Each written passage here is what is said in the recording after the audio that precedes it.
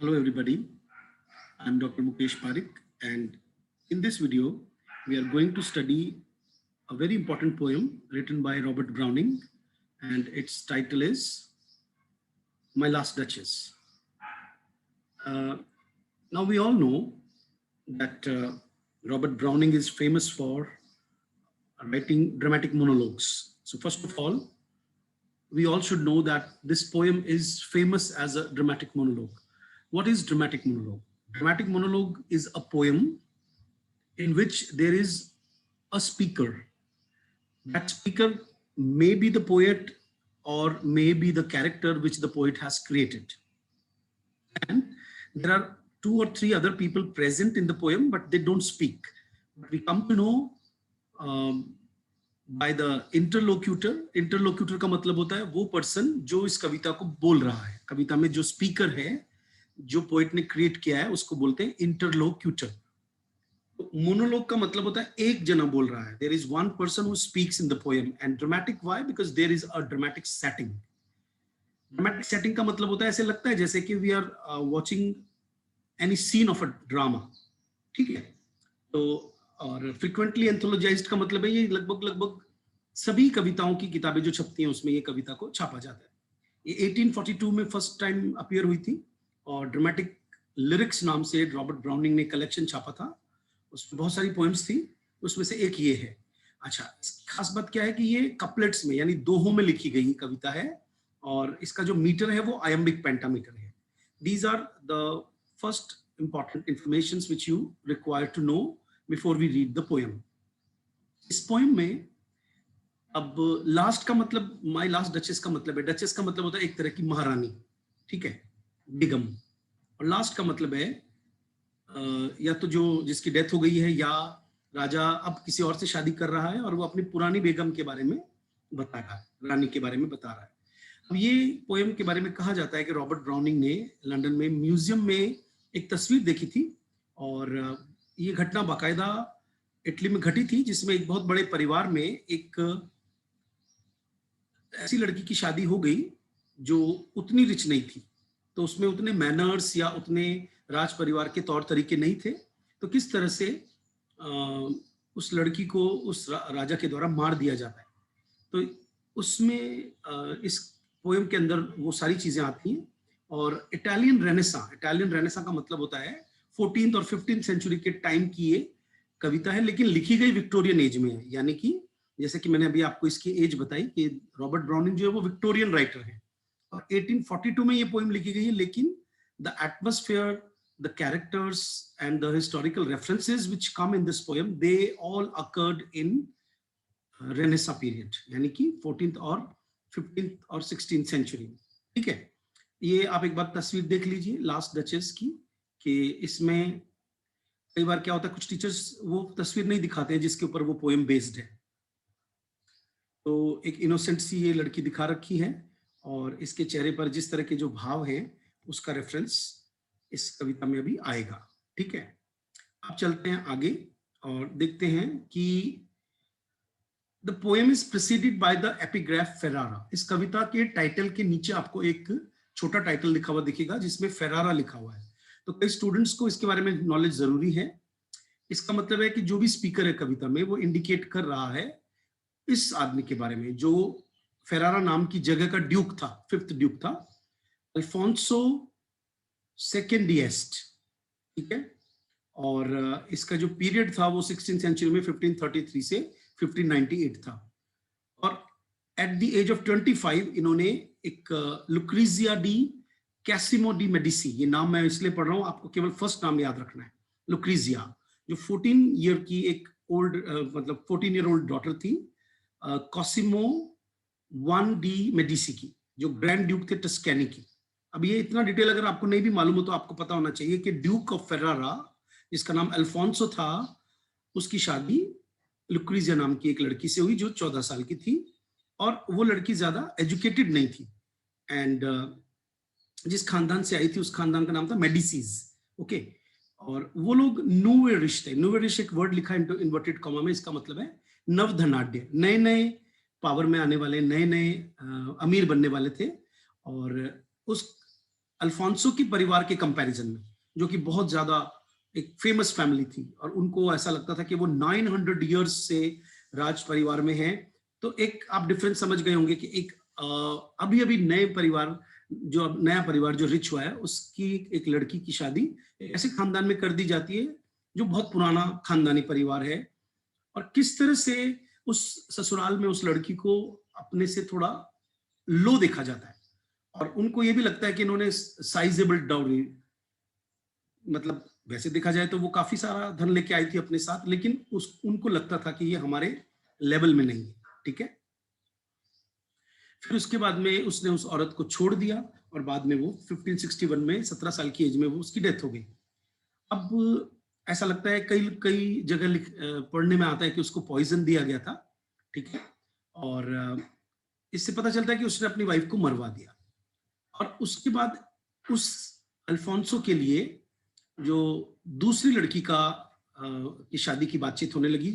एक बारबरा नाम की लड़की थी जिसका रिश्ता उसके लिए आया था, जो एक बहुत बड़ा खानदान था, Holi Roman emperor Ferdinand first का, उसके यहाँ से रिश्ता आया था, ठीक है। तो अब ये जो घटना मैंने आपको बताई है, इसका इस पोएम में रेफरेंस आएगा। इसके अलावा इसमें दो रेफरेंस और आते हैं कि एक पेंटर जो पेंटिंग बनाने आता है कविता में, उसका नाम फ्रा पेंडोल्फ रखा गया है, ये इमेजिनरी है, और एक मूर्तिकार का भी रेफरेंस आएगा, क्लॉस ऑफ इनसब्रक, वो भी फिक्शनल है। तो ये चार नाम आपको याद रखने हैं, अल्फोंसो, लुक्रीजिया, फ्रा पेंडोल्फ और ये जो क्लॉस ऑफ इनसब्रक है, ठीक है। पोएम की थीम क्या है? मेल फीमेल रिलेशनशिप इसकी थीम हो सकती है, पेट्रियार्की यानी पुरुष प्रधान समाज इसकी एक थीम हो सकती है, इसकी एक थीम पेंटिंग भी हो सकती है कि रेनेसां का जो आर्ट था मूर्ति बनाने का और पेंटिंग बनाने का, वो काफी चरम पर था। तो इसमें उस तरह की चीजों के भी रेफरेंस आते हैं, बिकॉज द पेंटर हु फ्रा पेंडोल्फ है, he has painted marvellous painting. और साथ में एक रेफरेंस पोएम के बिल्कुल एंड में आता है क्लॉस ऑफ इनसब्रक का, जो नेपच्यून यानी कि समुद्री देवता की एक मूर्ति बनाता है, वो भी एक काबिले तारीफ है। इन सबके रेफरेंसेस आते हैं, ठीक है। फिर पावर कैसे कंट्रोल कर लेती है इनोसेंस को, है ना, और कैसे जब हम लोग अमीर हो जाते हैं, कैपिटलाइजेशन, इंडस्ट्रियलाइजेशन तो खैर उस वक्त नहीं था, लेकिन जब अमीरी बढ़ जाती है तो कहीं ना कहीं हम रिश्तेदारी में इमोशंस, मैनर्स, तौर तरीके और किसी की जो भावनात्मक सॉफ्टनेस होती है उसकी ज्यादा कीमत हम नहीं लगाते। ये सब चीजें, क्योंकि जो डचेस है वो काफी मानवीय है, उम्र में छोटी भी है, वो अपने नौकरों से बातचीत कर लेती है, लेकिन राजा को ये सब पसंद नहीं है, और यही कारण इस कविता में दिखाया गया है कि वो उसको मार डालता है, ठीक है। अब आगे बढ़ते हैं और कविता की तरफ चलते हैं। मैंने ये एक डेफिनेशन दी है कि ड्रामेटिक मोनोलॉग क्या होता है, इसको आप लोग देख लीजिए। जैसे मैंने आपको समझाया कि भाई ये एक रिटन फॉर्म है कविता की, इसमें एक स्पीकर बोलता है और जरूरी नहीं है कि वो पोएट हो, ठीक है, एक तो ये पॉइंट इंपॉर्टेंट है। दूसरा, ये जो कविता में बोलने वाला पर्सन है उसको इंटरलोक्यूटर कहते हैं, और this person addresses and interacts with one or more other people who are present in the poem. उससे हमें उस कविता के अंदर जो भी पॉइंट ऑफ व्यू है, जो भी नाटकीय घटनाक्रम पहले घटा है या अब घट रहा है, उसका पता चल जाता है। Once we come to know about the discourse, what is happening in the poem.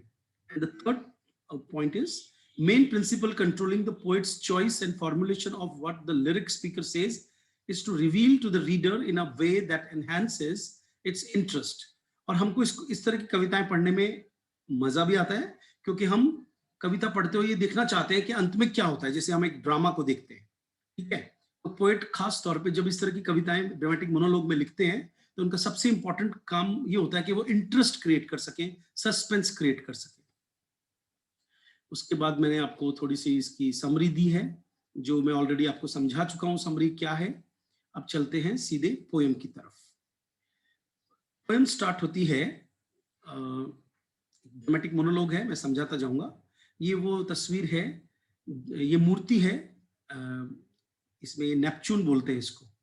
तो ये भी दिखाना आपको बहुत जरूरी है कि इसमें क्लॉस ऑफ इनसब्रक एक बहुत ब्रॉन्ज की ये मूर्ति बनाता है, जिसको बहुत अमीर लोग ही बनवा पाते थे। तो इससे जो ड्यूक है वो ये बताना चाहता है, जो आदमी रिश्ता लेके आया है उसकी वाइफ की डेथ के बाद में, एक नई लड़की का, बारबरा का, तो वो उसके बारे में उसको दिखा करके, ये मूर्ति दिखाकर कहना चाहता है कि हम बहुत अमीर हैं, यानी तुम इनडायरेक्ट में वो उससे डाउरी मांगता है कि तुम हमें अच्छा खासा दहेज देना, हम इतने अमीर हैं कि हम इतनी बड़ी मूर्ति बनवा सकते हैं, हम खानदानी लोग हैं। ठीक है, तो चलते हैं, यहां से कविता स्टार्ट होती है।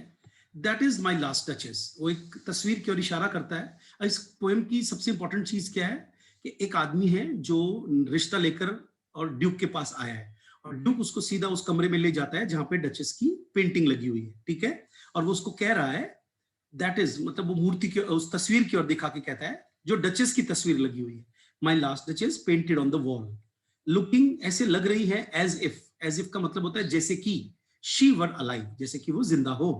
मतलब वो तारीफ कर रहा है कि कितनी अच्छी पेंटिंग बनाई है।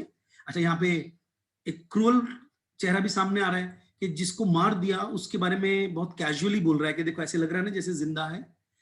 I call that piece a wonder. Piece मतलब वो पेंटिंग। तो ड्यूक बोलता है कि मैं इस पेंटिंग को एक बहुत ही वंडरफुल आर्ट मानता हूं अब, जिसको फ्रा पेंडोल्फ के हाथों ने, हैंड्स, वर्कड बिजीली अ डे, पूरे एक दिन बिजी होकर के काम किया और उसने ये तस्वीर बनाई। एंड देयर शी स्टैंड्स, और देखो वो खड़ी वहां। वो खड़ी है वहां का मतलब है that he sometimes is not distinguishing between the real duchess and the painting. और वो ये कह रहा है कि देखो वो खड़ी, इसका मतलब उसके लिए पेंटिंग ही डचेस है। ठीक है। अच्छा, इसका दूसरा मतलब, गहरा मतलब क्या होता है कि उसके लिए रियल वाइफ इंपॉर्टेंट नहीं थी, लेकिन उसका आर्ट फॉर्म उसके लिए, उसकी जो कलात्मकता है वो उसके लिए ज्यादा इंपॉर्टेंट है। Will please you sit and look at her. कह रहा है कि अच्छा, इसका मतलब है वो जो विजिटर आया है वो खड़े होकर देखता है, तो वो उसको कहता है कि विल्ट प्लीज यू सिट, कृपया करके बैठ जाइए, एंड लुक एट हर, और फिर आप उसके बाद उसको देखें। ठीक है, ये क्वेश्चन मार्क का मतलब है कि आप देखें, आप बैठ के नहीं देखेंगे, कि आप खड़े खड़े ही देखेंगे उसको। आई सेड, और फिर वो अपने मन की भड़ास निकालने लगता है कि आई, मैंने जानबूझकर फ्रा पेंडोल्फ बाय डिजाइन, मैंने कहा फ्रा पेंडोल्फ इन्वर्टेड कॉमा में उसका नाम, बाय डिजाइन, यहाँ पे डिजाइन का मतलब है जानबूझकर, मतलब डिलिबरेटली, नोइंगली। फॉर, यहाँ पे फॉर का मतलब है बिकॉज, क्योंकि कह रहा है कि मैंने जानबूझकर फ्रा पेंडोल्फ का नाम लिया क्योंकि कोई नहीं पढ़ता है या पढ़ सकता है, पढ़ सकता था, रीड स्ट्रेंजर्स लाइक यू, और खास तौर पे अजनबी लोग जो तो आपके जैसे आते हैं, दैट पिक्चर्ड काउंटेनेंस। काउंटेनेंस का मतलब होता है चेहरा। वो जो पेंटिंग में चेहरा बनाया है उसको आमतौर पे लोग पढ़ नहीं पाते हैं, क्योंकि वो, मैं उनको अलाउ नहीं करता हूं कि वो मेरे कमरे तक आए और इस मेरी डचेस के चेहरे पे जो भाव है उसको पढ़े। काउंटेनेंस एक नया वर्ड है आपके लिए, तो इसे लिख लीजिए। काउंटेनेंस मीन्स फेस और उसके भाव। The depth and passion of its earnest glance. जो मेरी डेड वाइफ है जिसकी पेंटिंग वो उसको दिखा रहा है, उसकी चेहरे की गहराई, भावों की गहराई, डेप्थ एंड पैशन। पैशन मतलब जो भाव नजर आ रहे हैं, of its earnest glance. Earnest का मतलब होता है भावपूर्ण, ग्लैंस मतलब नजर, कि इसके चेहरे पर एक इस तरह का भाव है जो पिक्चर बनाते वक्त आ गया, क्योंकि कैमरा तो उस वक्त था नहीं। इसका मतलब है पेंटिंग बनाने वाले पेंटर को देख करके वो लड़की काफी ज्यादा इंटरेस्ट शो कर रही होगी, तो वो कि वही भाव उसके चेहरे के वहां पे आ गए, और एक अजनबी को देखकर वो जो भाव आए। और आपको पता है जो उसका पति है वो वहीं खड़ा होगा जरूर उसके पीछे, पेंटर के पीछे, ताकि अब देखा जाए तो वो जो डचेस है वो अपने हस्बैंड को देख रही होगी, लेकिन इसको इस चीज की परवाह नहीं है। इसको लग रहा है कि मेरी वाइफ के मतलब वो मैकेनिकल तरीके से कंट्रोल करना चाहता है उसके भावों को। अब वो लड़की छोटी है, 14 साल की मैंने बताया आपको, और जब उसकी पेंटिंग बनाई होगी तो वो ज्यादा से ज्यादा 15 ईयर्स की होगी। तो उसके चेहरे पर बार बार उस अजनबी आदमी को देखकर और फिर अपने पति को देख करके जो भाव आते थे, वो पेंटर उसको मतलब उसने बना दिया फेस के ऊपर।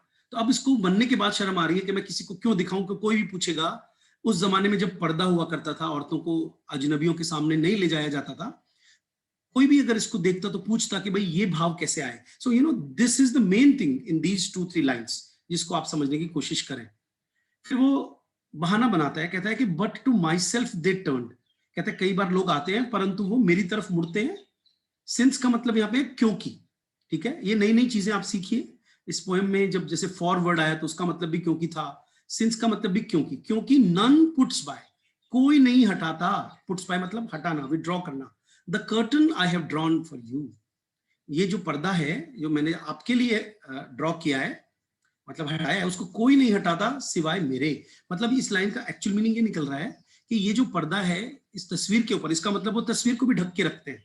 उस तस्वीर का पर्दा तभी हटाया जाता है जब किसी को दिखानी हो, और मोस्टली हमने ऐसा कभी नहीं देखा कि किसी की तस्वीर को ढक के रखे, क्योंकि ये राइटर, ये जो ड्यूक ऑफ फेरारा है, ये नहीं चाहता कि इसके भाव कोई देखे, पर इसने इसको जानबूझ कर ये भाव दिखाए। शायद ये रॉबर्ट ब्राउनिंग बहुत बड़े राइटर हैं, वो कैरेक्टर क्रिएट करते हैं अपनी कविताओं के माध्यम से। तो उन्होंने कैरेक्टर क्रिएट किया है, एक ऐसा आदमी जो जानबूझ करके अपनी पत्नी को मरने के बाद बदनाम करना चाहता है, ताकि जो नया लड़का जो रिश्ता लेके आया है किसी बड़े घराने से, उसकी सिंपैथी वो गेन कर सके, सहानुभूति ले सके और ये बता सके कि मैं इनोसेंट हूं। क्योंकि जब वो डचेस मरी होगी तो कहीं ना कहीं बात फैली होगी कि इन्होंने कम उम्र में उस लड़की को, वो कैसे मर गई। तो समझ रहे हो ना, इसमें बहुत सारी चीजें हैं जो छुपी होती है ड्रामेटिक मोनोलॉग में, वो आपको टीचर समझाएगा अगर आप उससे पढ़ रहे हो तो।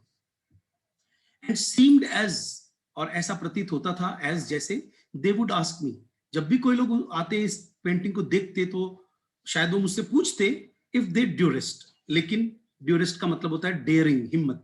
अगर उनकी हिम्मत होती तो पूछते ना। अब यहाँ पे देखिए उसका ओवर कॉन्फिडेंस, उसकी दादागिरी सामने आ रही है, उसका अथॉरिटेटिव नेचर सामने आ रहा है कि किसी की हिम्मत ही नहीं हुई मुझसे पूछने की कि ये भाव कैसे आए।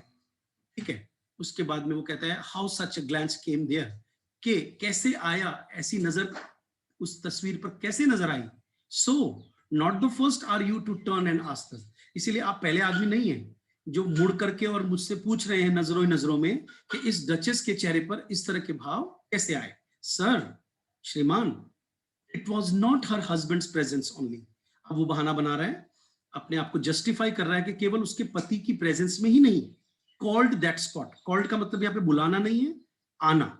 वो जो चेहरे के ऊपर स्पॉट मतलब निशान, कि कैसा निशान आप अंदाजा लगाइए, एक छोटी बच्ची खिलखिला के हंसती होगी, अजनबी को देख करके मुस्कुराती होगी, तो उसके गालों के ऊपर लाली आ गई होगी, और वो पेंटर जो है वो, आपको ये भी बता दूं कि ये जो इमेजिनरी कैरेक्टर क्रिएट किया है फ्रा पेंडोल्फ, फ्रा का मतलब होता है फ्रायर, FRIAR, फ्रायर का मतलब होता है पादरी।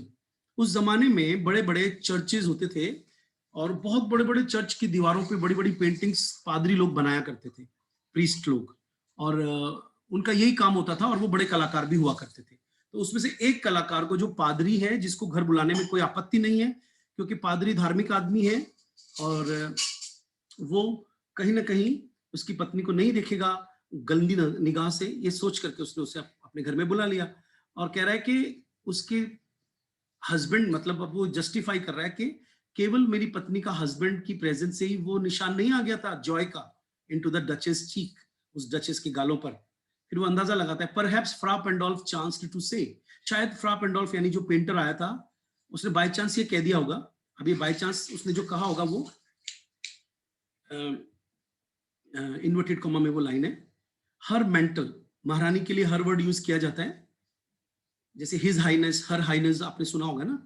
तो हर मेंटल, मेंटल मतलब कपड़ा पहनने का, चोगा, लवादा, ओढ़नी, है ना। हर मेंटल लैप्स, लैप्स मतलब ढक रहा है, over my ladies wrist too much, महारानी साहिबा आप अपनी कलाई से थोड़ा सा अपना ये कपड़ा ऊपर उठा लीजिए, कुछ ज्यादा ही ढक रहा है आपकी कलाई को।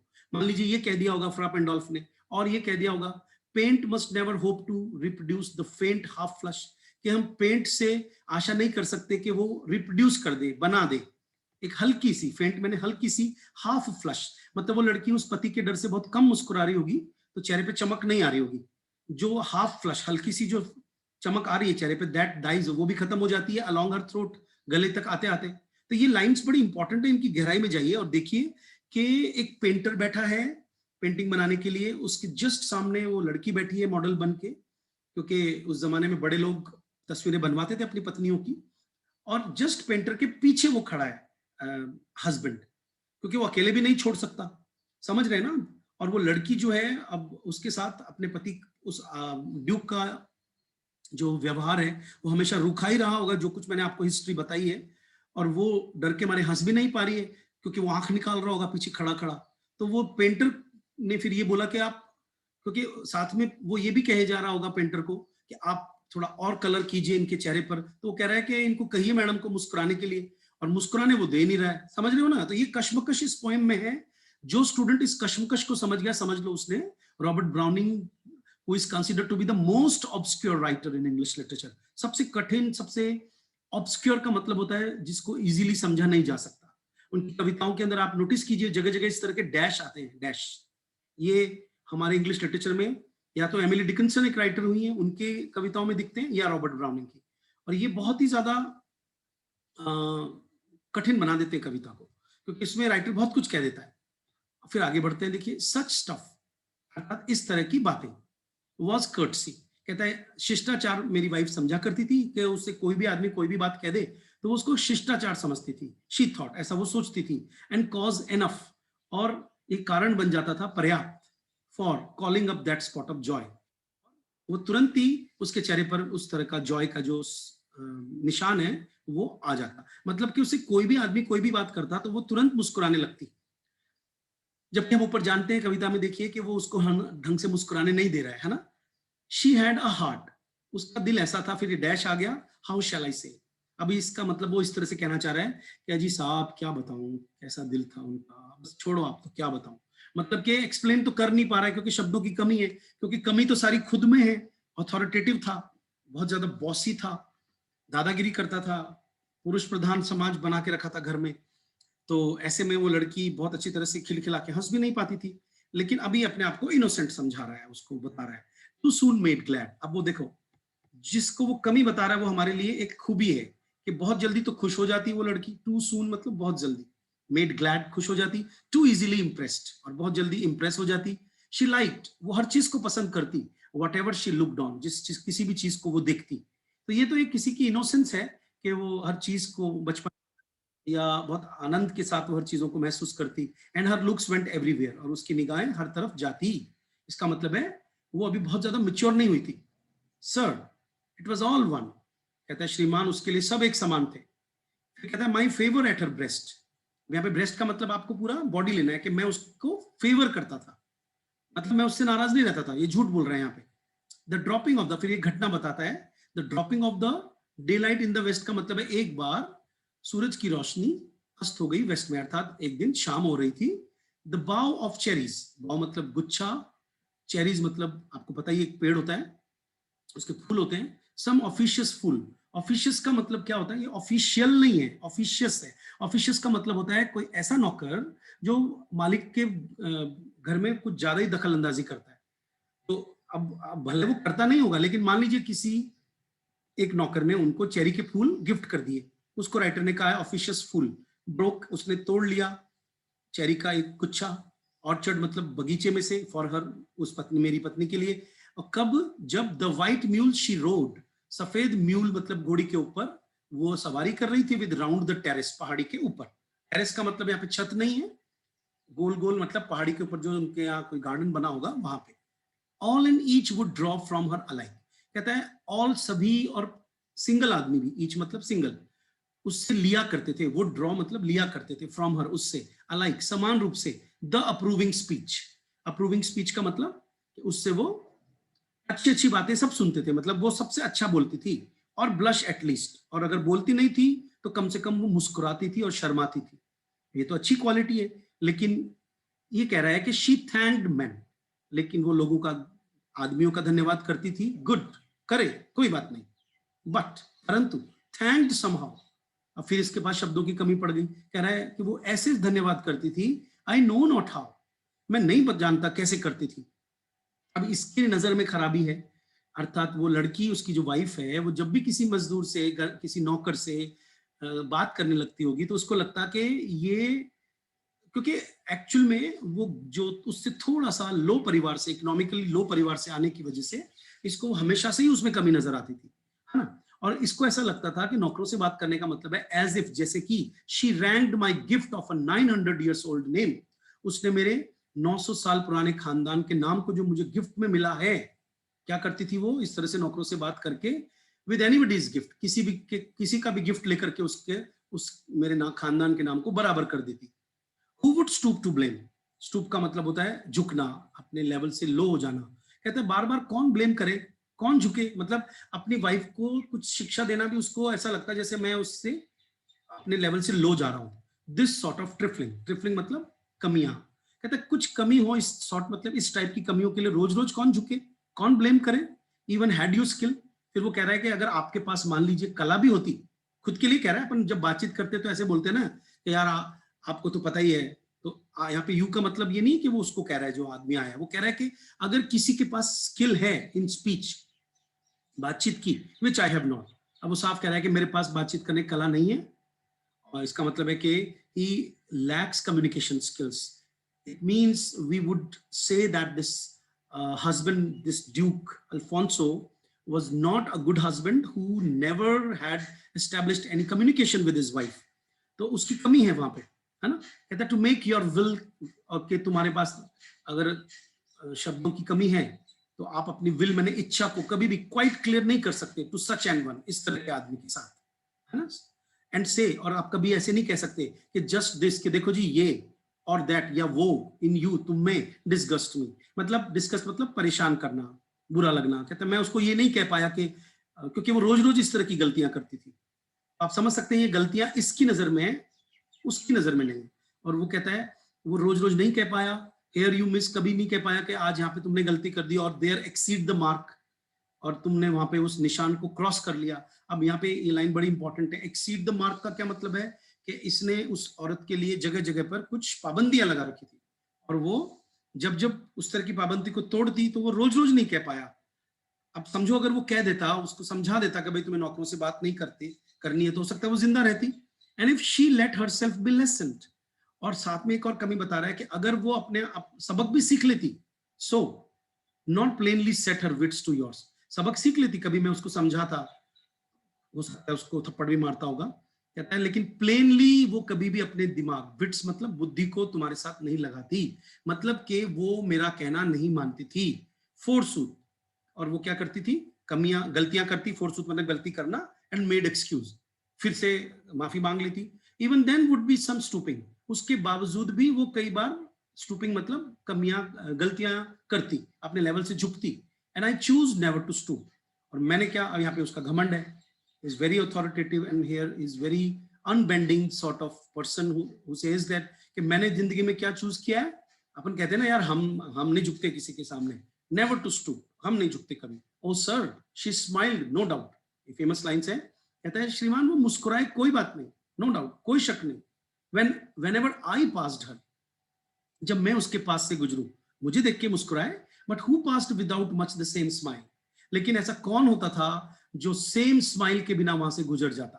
तो ये रेटोरिकल क्वेश्चन है, यहाँ पे रेटोरिकल क्वेश्चन क्या होता है, RHETORIC, rhetoric CAL, rhetorical question का मतलब होता है ऐसा क्वेश्चन जिसका आंसर हमें पता हो, जैसे हम किसी को पूछते हैं आ गए, तो ऐसे वो कह रहा है कि कौन है ऐसा जो बिना स्माइल के गुजरता, मतलब वो बहुत कर्टियस लड़की थी, शिष्टाचार वाली लड़की थी, सबको देख के मुस्कुराती होगी, और इसको ये बुरा लगता, कहता है दिस ग्रू, ये जो बातें हैं वो बढ़ती गई, आई गिव कमांड्स, और फिर मैंने अपने सैनिकों को कमांड दे दी, then all smiles to stop together, फिर एक दिन क्या हुआ, सारी मुस्कुराहटें एक साथ रुक गई। अब स्माइल्स यहाँ पे मेटाफर है, क्योंकि और हम इसको ट्रांसफर्ड एपिथेट भी कह सकते हैं, क्योंकि स्माइल्स रुक गई कि वो इंसान जो मुस्कुराता था वो रुक गया, है ना, तो कह रहा है कि मैंने उसको मार डाला, मतलब उसकी स्माइल्स को रोक दिया, देयर शी स्टैंड्स, देखो वो खड़ी, अब वो पेंटिंग की ओर इशारा कर रहा है, एज इफ अलाइव, जैसे कि जिंदा हो, so again you can understand that how cruel he is, that he was totally like a rascal devil जो मार करके भी खुश हो रहा है। फिर बाद में वो वापस से उस आदमी से बात करने लगता है जो मैसेंजर आया है, विल्ट प्लीज यू राइज, अब उसको कह रहा है उठो यहाँ से अब खड़े होएंगे, we will meet the company below, हमें किसी से मिलना है नीचे, मतलब सीढ़ियां चढ़ के ऊपर आए होंगे, अब नीचे जाने की कह रहा है, इसका मतलब है कोई नहीं आया, कविता में कोई रेफरेंस नहीं है कि उससे कोई मिलने आया है, कोई मैसेज देने आया है कि साहब आपको नीचे बुला रहे हैं, इसका मतलब है वो बहुत ज्यादा अथॉरिटेटिव है, अपनी मर्जी से ऊपर लाया और अपनी मर्जी से कह रहा है कि नीचे चलो हमें किसी से मिलना है, मतलब इससे ज्यादा कोई रुक ना पाए यहाँ। देन आई रिपीट, और मैं एक बार फिर से रिपीट कर दूं, द काउंट, काउंट का मतलब है यहाँ पे राजा, ठीक है, काउंट जैसे ड्यूक राजा होता है वैसे काउंट भी एक राजा होता है, नवाब, योर मास्टर, तुम्हारा जो मालिक है, उस आदमी को कह रहा है जो मैसेज लेके आया, कहते हैं जो तुम्हारा मालिक है, जो काउंट है, नॉन म्यूनिफिसेंस, म्यूनिफिसेंस का मतलब अमीरी, रिचनेस, कहता है वो तो बहुत जाना जाता है अमीरी के लिए, इज एम्पल वारंट, और ये पर्याप्त, एम्पल मतलब सफिशिएंट, पर्याप्त, वारंट मतलब पता ही है आपको, ये प्रूफ है, गारंटी है दैट नो जस्ट प्रिटेंस, कि आपका मालिक अमीर है और मैं कोई दिखावा नहीं कर रहा हूँ ऑफ माइंड फॉर डाउरी, के जैसे मैंने आपसे ये कहा कि आपका मालिक तो बहुत जाना पहचाना अमीर आदमी है, इसका ये मतलब नहीं है कि मैं दहेज के लिए कह रहा हूँ। कहता है for dowry will be disallowed, क्योंकि हमारे यहाँ पे तो हम दहेज वहेज नहीं लेते, डिसअलाउड है हमारे यहाँ तो। अब इसका मतलब भी आप समझ जाइए कि एक तरह से तो अमीरी का रेफरेंस भी दे दिया कि तुम तो बहुत अमीर हो, हमने सुना है, फिर साथ में ये भी कह रहा है कि हमें डाउरी नहीं चाहिए। और दो, हालांकि हिज फेयर डॉटर्स सेल्फ, उसकी जो गोरी लड़की है, सुंदर बेटी है, वही हमें चाहिए। जैसे हम मोस्टली इंडिया में कह देते हैं ना कि हमें तो सब 5 कपड़ों में लड़की दे दीजिए, हमें तो केवल कुमकुम और कन्या दे दीजिए, हमें दहेज नहीं चाहिए। लेकिन वो इनडायरेक्ट वे में उनके मन में पूरी लालसा होती है कि कार भी ले आए, एक नया फ्लैट के कागजात भी ले आए, सारा फर्नीचर ले आए, गहने ले आए, सब रिश्तेदारों के लिए साड़ियां, कपड़े, सोने की चेन, अंगूठियां, और 10-10 हजार रुपए की मिलनी ले आए। ये सब आप सुन के हंसी आएगी आपको, लेकिन ये सच है, मोस्टली घरों में ऐसा होता है। और वो इंग्लैंड में भी होता था, राइटर ने वो दिखाने की कोशिश की है, ये इटली में भी होता था। एज आई अवाउड, अवाउड का मतलब जैसे कि मैंने कसम खाई है। अब आपको पता है इसने कसम नहीं खाई है। कभी आप इस तरह के लोगों से मिलो जो बात बात में कहते हैं हमने तो आपसे पहले ही कहा था, हमने तो पहले ही मना कर रखा है। तो ऐसे ही ये थोड़ा सा बड़बोला है। अभी तो कह रहा था कि मुझे बोलने की कला नहीं है, लेकिन अब हम समझ रहे हैं ना कि कितना पैराडॉक्सिकल कैरेक्टर है।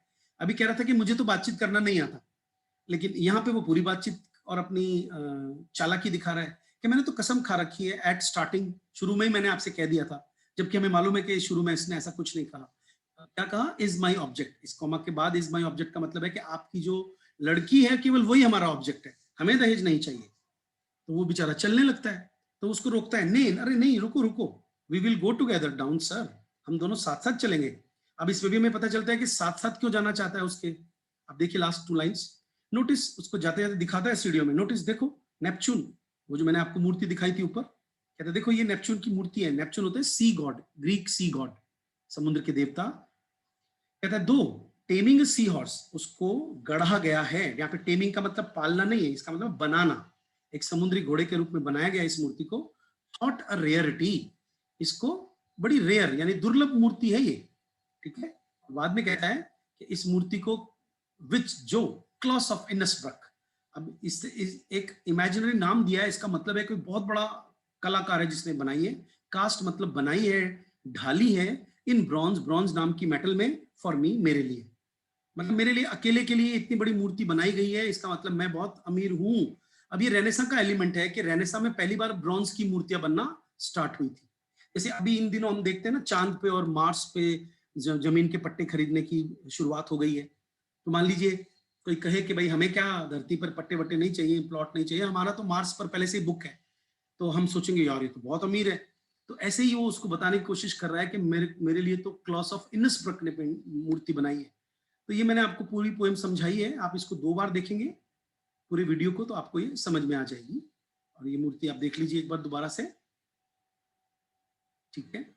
और एक बार डचेस के भी दर्शन दोबारा से कर लेते हैं ताकि आपको उसकी इनोसेंस नजर आ जाए। देखिए, ठीक है, चलिए, तो that's it for this lecture, thank you very much.